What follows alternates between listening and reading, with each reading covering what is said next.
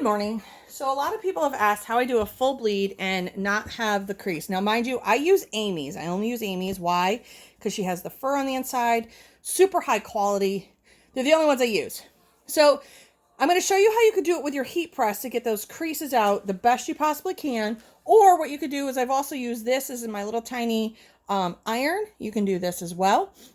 So I'm going to go through the steps that I do the easiest, quickest way, because I've made a bunch of these just recently. So, and they've all been full bleed. So let's move this back. What you want to do is, I've already lint rolled this and get this ready. So in the prep, what you want to do is get this on the corner of your press. Okay. And what you're going to do is get your press down in here and literally I bend it down and I give a nice heavy pressure right in that crease. All right, you give it nice, give it a couple seconds in there. You literally take that, you really press it hard.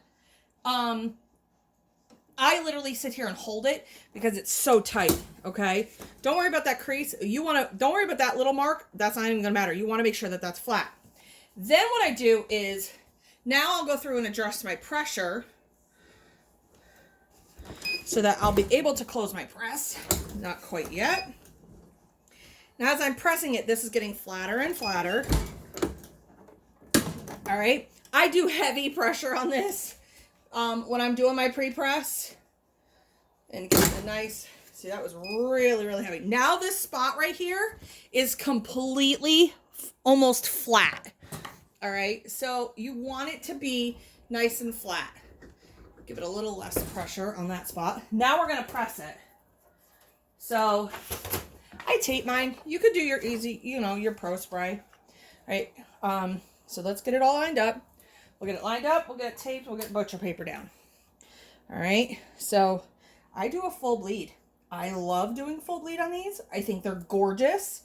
And once you master getting those creases out, and like I said, I use just the corner, or I use my little handy dandy tool that I have. I use either one, but when I get working, I don't want to be using that little tiny one. I want to use the bigger. I'll just use my press because it's on and it's going. So we know that my pressure is fine. We've got this. This is fine.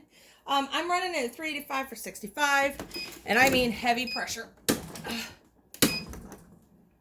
So this is a heavy pressure.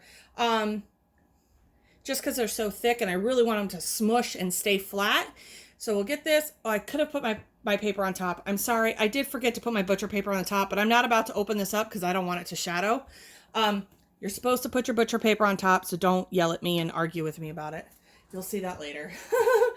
But like I said, while this is doing what it needs to do, you totally can use this little tiny iron that you get at Michael's or at Walmart, where you can literally iron that little spot if you didn't want to use your heat press.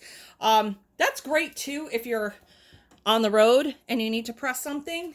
That works really well as well. If you want to get a little tiny area, that works extremely well. All right, we are almost done.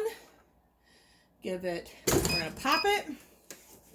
Remember, you would have put your protective paper down, people. Just because I'm doing the video. And a little bit of prep work.